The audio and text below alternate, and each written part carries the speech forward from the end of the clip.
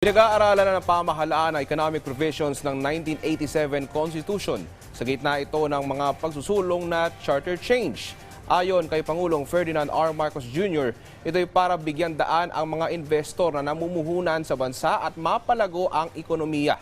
May ilang probisyon kasi sa saligang batas na pumipigil sa investors na ituloy ang kanilang operasyon sa Pilipinas. Kabilang din sa bubusisiin ang ilang batas na nagmula sa konstitusyon na dahilan umano ng pagkaunsyami ng ilang investments. Ipinunto pa ng Pangulo na ang tanging target ng kasalukuyang administrasyon ay isulong ang pagiging investment-friendly ng bansa. My primary interest is to try and make our country a investment-friendly place. And what we'll see. That's why the study is really not about the Constitution. It's about what do we need to do, what do we need to change so that these potential investors will in fact come to the Philippines.